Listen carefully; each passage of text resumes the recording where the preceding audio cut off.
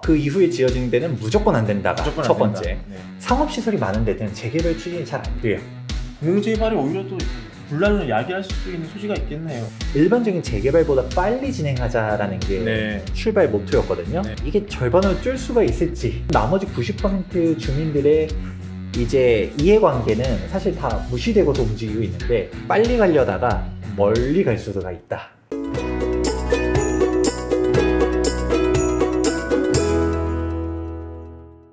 네, 시청자 여러분 안녕하십니까. 오늘은 김재경 투미부동산 소장님 모시고 말씀 나눠보겠습니다. 소장님 안녕하세요. 네, 안녕하세요. 네, 얼마 전에 공공재개발 구역 발표가 있었습니다. 근데 이 지역에서 신축 빌라를 분양을 받고 지금 피눈물을 흘리는 분이 계시다고 해요. 어떻게 된 일입니까? 이 신축 빌라에 대한 내용이 정확히 어떻게 되어 있냐면 그 발표문 자료만 보면 그 권리 산정 기준일이라는 개념이 나와요. 권리 산정 기준일? 네. 권리 산정 기준일을 2020년 9월 21일로 하겠다. 작년 9월 21일로 하겠다는 거죠? 공공재개발 모집을 하기 시작했었던 그날이거든요. 그렇군요. 근데 이 권리 산정 기준일이라는 개념이 무엇이냐라고 하면 사실상 이제 투기를 막기 위해서 뭐 여기 재개발 할 겁니다 라고 하면 사람들이 막 여기 일명 쪼개기들 할 수 있기 때문에 이거를 방지하기 위해서 시도지사가 미리 지정하는 어느 특정 일자거든요. 근데 이거를 2020년 9월 21일로 하게 됐다라고 하면 이제 뭐가 문제가 되냐면 쪼개기 한 애들이 다 날아가는 거죠. 쪼개기 한 그쵸. 애들이? 우리 일명 청산당한다라고 말하잖아요. 정확하게는 완전히 청산은 아니에요. 빌라 한 동이 있으면 입주권이 하나밖에 안 나온다는 거예요.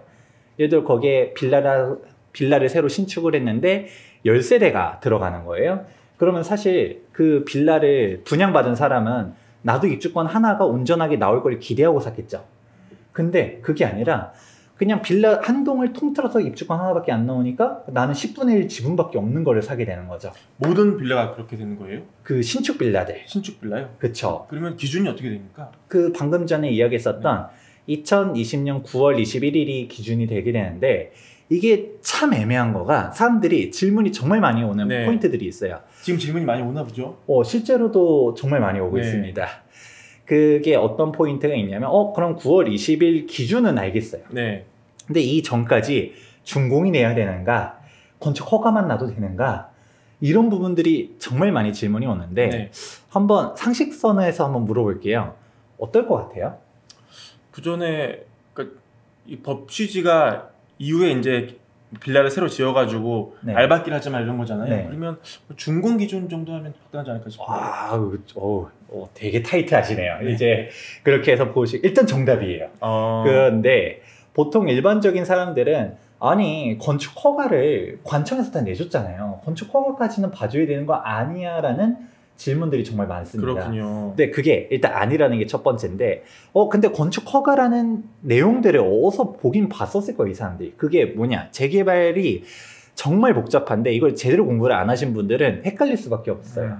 뭐냐면 일단은 이 권리 산정 기준이라는 게 재개발이 크게 변화하는 시점이 있어요. 언제냐, 2010년 7월 15일 이때를 기준으로 해서 그 전에 조합 설립인가 혹은 권리 산정 기준이 지정된 조합 같은 경우는 일명 서울시 구조례라고 부르고요. 2010년 7월 15일 이후로 권리 산정 기준이 있는 데들은 신조례라고 부릅니다. 그럼 이 구조례, 신조례의 차이가 있으니까 제가 구분을 했을 거 아니에요. 일단 구조례 같은 경우는 이제 2008년 7월 30일이 그 신축 빌라 청산 일자예요. 그런데 이게 2008년 7월 30일 전까지 건축 허가 신청만 해도 세이프예요. 그러니까 완공은 2008년 7월 30일 이후에 지어졌지만 건축 허가를 이전에 했다라고 하면 걔네들까지는 봐준다라는 거죠. 그러니까 예전 이 규정은 건축 허가를 기준으로 이거를 정했다 그 얘기죠. 근데 이게 바뀌어가지고 지금은 준공을 기준으로 정해지는 그런 상황이라고 보면 돼요. 네, 그렇게 보면 되는데 근데 사실 이거는 더 심각해요. 우리 서울시 조례 36조를 보게 되면 입주권에 대한 내용들이 있는데 그게 2항 6호를 보면 구체적으로 나와 있어요. 신축 빌라에 대한 내용들이 적혀져 있는데 이게 구체적으로 뭐라고 적혀 있냐면 토지 등 소유자가 늘어나면 안 된다라고 적혀 있어요. 이건 더 무서운 거예요. 방금 전에 준공이란 표현 하시긴 했는데 정확하게는 준공으로 끝이는 게 아니라 준공 플러스 소유권 이전 등기까지 완료가 돼야 돼요. 뭐냐? 지금 우리가 공공재개발 지정일자가 네.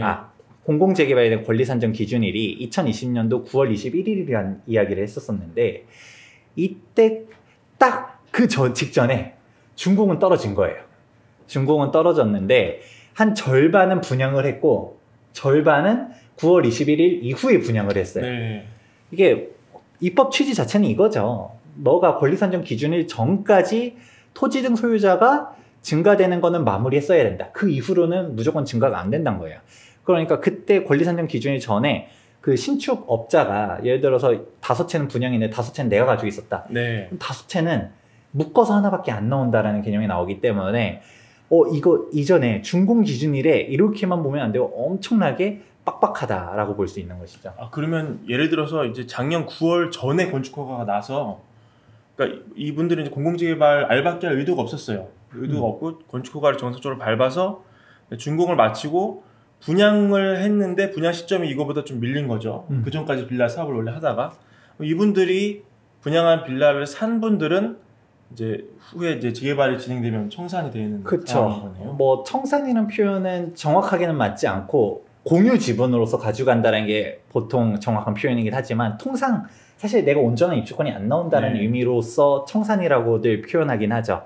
그러니까 야 이게 정말 큰일 났다라고 할 수 있는 것입니다. 실제로 그렇게 빌라를 그러니까 꼭 재개발의 이유가 아니고 본인이 살고 싶어서 그냥 신축 빌라를 사신 분들이 있을 거 아니에요. 그렇죠. 이분들은 사업이 진행되면 진행될수록 결국은 쫓겨날 수밖에 없는 그런 상황이 되는 거네요. 그렇죠. 입주권도 못 받고. 내가 청산당한다 혹은 뭐 정확히는 이제 공유 지분으로서 가져간다는 얘기 했었지만 내 권리가가 얼마 되지도 않잖아요. 네. 그러니까 이게 웃겨지는 거고요. 사실 이 공유 지분의 가장 큰 문제점은 이게 모든 사람들이 동의를 해야 돼요. 진짜 청산당할 수도 있거든요. 예를 들어 10분의 1을 가지고 있는데 10분의 1 지분을 가지고 있는 사람이 이거 아파트 나중에 신축돼서 10분의 1 지분 가지고 있어봤자 복잡하잖아요. 권리관계만. 나는 그냥 돈으로 줘 라고 하면 그 공유 지분 중 한 사람이라도 분양 신청에 반대를 하면 다 청산이에요. 그렇군요. 그러니까 이분들은 구제받을 길은 지금은 없는 거 같네요. 없어요. 그렇죠? 그래서 네. 이제 공공재개발이 이슈가 정말 되고 있지만 공공재개발 자체는 주목해보면 정말 좋아요. 그런데 이런 위험성이 있는 신축 빌라들을 매수하는 거는 사고 터질 수 있으니까 꼭 그렇군요. 주의하셔야 된다라고 할 수 있습니다. 앞으로 정부가 이제 얼마 전에 발표한 공공재개발 구역 외에 추가로 이제 구역 발표를 할 거라고 예고를 하지 않았습니까? 그럼 그때도 권리 산정 기준일이 동일하게 9월 21일 작년이 되는 건가요? 네, 맞습니다. 지금 보도 자료만 보더라 하더라도 앞으로 권리 산정 기준일은 9월 21일로 하겠다. 사실 이게 처음 나온 내용이 아니에요. 그 전에 공공재개발에 대한 내용들 했었을 때도 9월 21일로 하겠다라는 멘트를 지속적으로 해왔었고요. 그런데 이거를 무시했었던 거죠. 그리고 무엇보다 사람들이 이 도정법상 신조례 구조례를 잘 구분을 못해요. 그리고 신조례로 적용되는 재개발 지역들이 거의 없어요. 지금 서울 시내 99% 재개발 지역들은 다 구조례로 가다 보니까 건축 허가 신청했었으니까 얘네들까지는 세이프 아니야? 옛날 기준으로 알고 있고 그렇군요. 그리고 그 빌라 업자분들도 이거 안전하다라고 얘기하는데 이게 전혀 다른 개념이에요. 그러니까 예전에 건축 허가 기준으로 입주권이 나왔으니까 건축 허가 우리 받았으니까 안전하다 이렇게 홍보를 해서 분양을 했다는 거네요. 그렇죠. 그게 사실상 틀린 말인 거고요. 거의 반사기에 가까운 내용이었던 거죠. 참. 그러면 일단 이 영상 보시는 분들은 작년 9월 이후에 지어진 신축 빌라는 일단 좀 조심하는 게 좋겠네요. 일단은 무조건. 그 이후에 지어진 데는 무조건 안 된다가 무조건 첫 안 번째. 네. 그 이전에 지어진 애들이라 하더라도 분양 시점이 언제냐에 따라서 청산이 될 수도 있고 안 될 수도 있다. 네. 이렇게 볼 수가 있습니다. 알겠습니다. 그리고 이제 좀 다른 얘기인데 이번에 이제 흑석 2구역, 알짜 구역이 공공재개발 구역에 포함이 됐단 말이죠. 근데 여기에 유명한 방송인 서장훈 씨 건물이 여기 흑석 2구역 안에 들어있다고 해요. 이 재개발 구역에 장사 잘 되는 건물을 갖고 있는 분들이 이런 고민이 많습니다. 이 상업지역 같은 경우에 어떻게 보통 상황이 흘러가나요? 이게 재개발 지역들 반대하는 데들 보다 보면 공통점들이 하나 있어요. 네. 일단은 상업시설이 많은 데는 재개발 추진이 잘 안 돼요. 왜냐면 그 상가를 가지고 계신 분들은 이미 장사가 잘 되는데 그렇죠. 아무리 재개발에서 영업 보상에 대한 기준들이 있다 하더라도 택도 못 미친단 말이에요.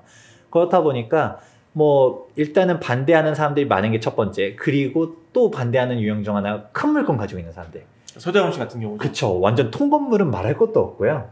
아니면 뭐 단독주택 같은 경우 넓은 단독주택이라든지 아니면 다가구라든지 이런 식으로 큰 물건들을 재개발 가지고 있는 사람들은 반대하는 이유가 간결해요. 입주권이 하나밖에 안 나오니까. 그럼 만약에 서정식 건물이 얼마인지 모르겠지만 뭐 거의 100억 가깝다고 하거든요. 그러면 이게 만약에 재개발에 들어가서 헐리면 입주권이 하나 나오고 나머지는 이제 돌려받긴 하는데 그쵸. 그 금액이 이 금액보다 시세보다 현저히 밑돌게 되니까. 그쵸. 감정평가 금액으로서 나오기 때문에 반대할 수밖에 없고 뭐 1+1이라든지 아니면 주택 플러스 상가라든지 이런 식으로 받을 수 있지만 사실 그냥 가지고 있는 게 가치가 훨씬 높은 나요. 경우가 많기 때문에 반대를 하는데요. 근데 문제는 이 공공재개발이 너무나도 파격적인 정책이라서 네. 이 반대파들을 다 밀어버릴 수 있는 엄청난 힘을 가지고 있어요. 그렇군요. 우리 일반적인 재개발 재건축 동의율 몇 %인지 아시나요? 4분의 3이었죠? 네, 맞습니다. 네, 4분의 3. 75% 동의율인데 공공재개발은 혹시 몇 %인지 아시나요? 비슷하지 않을까요? 아, 좀 더 낮아요. 그럼 좀 더 한번 그래요? 써보시겠어요?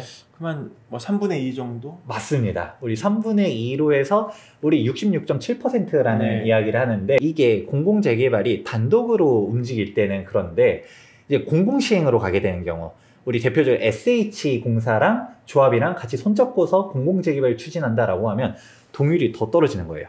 몇 %냐? 과반수. 과반수. 공공재개발이 오히려 또 분란을 야기할 수 있는 소지가 있겠네요. 그렇죠. 이게 당연히 분란이 나올 수밖에 없는 게 네. 우리 도정법을 보게 되면 이게 출구 전략, 우리 대표적으로 박원순 전 서울시장님이 이게 재개발 출구 전략들을 세우려고 하면서 이제 해제를 신청할 수 있는 요건을 만들었는데 그게 몇 %냐면 33%예요. 공공재개발을 반대하고 있잖아요. 이 예. 반대파들에는 여러 사람들이 있을 수 있겠죠. 네. 서정훈 씨 같은 큰 건물을 가지고 있는 사람들도 있을 수 있고 아니면 앞서서 이야기했었던 신축 빌라 청산 대상자들 지분 쪼개기 했는데 지분 쪼개기에 대한 입주권이 안 나오는 사람들 네. 그 사람들은 당연히 반대할 거 아니에요. 그 사람들이 그냥 결사반대하면서 움직이게 되면 사실 이 공공재개발이라는 출발선 자체가 일반적인 재개발보다 빨리 진행하자라는 게 네. 출발 모토였거든요. 네. 전체 사업 기간을 절반으로 줄이겠다고 했는데 이게 절반으로 줄 수가 있을지 더 늘어날 수도 그렇죠. 있겠네요. 더 늘어날 수도 있죠. 우리가 멀쩡한 재개발들도 관리처분인가 다 나고서도 예. 이주 철거 과정에서도 이게 사업이 몇 년 지연되는 조합들이 있거든요. 그런데 이 공공재개발이 이렇게 공공이라는 딱 목적성 아래에 다 집결해가지고 이렇게 밀고 넘어갔었을 때 이게 네. 거의 토지 수용에 가까운 이런 파격적인 정책이 과연 어떤 식으로 파열음을 나타낼 것인지도 조금 의문이기도 네. 하고 재개발 전문가로 보실 때 어떤 제도를 좀 이렇게 바로 잡아야 됩니까? 일단은 제가 사업자들은. 봤었을 때 그 주민들이 이걸 정확히 알고 신청했느냐가 먼저일 것 네. 같아요. 사실 공공재개발 신청하신 분들 정확하게는 이제 공공재개발 지역에 투자한 사람들부터 시작해가지고 이 투자자들도 사실 이렇게 잘 모르고서 당하는데 그냥 원래 있었던 원주민들 같은 경우는 공공재개발이 정확하게 어떤 건지도 모르고서 그냥 신축 아파트 주면 좋은 건가 라고 생각하시는 분들 많거든요. 그냥 공공이 들어와서 빨리 할 수 있으니까 나한테 이득이다 이렇게 찬성하시는 분들이 많을 수 있다는 거죠. 그렇죠. 그런데 약간 이제 주민들에 대한 설명이 좀 미흡하지 않았나. 그러니까 지금 공공재개발 신청 자체도 10% 주민 동의만 있으면 신청할 수가 있었어요. 네.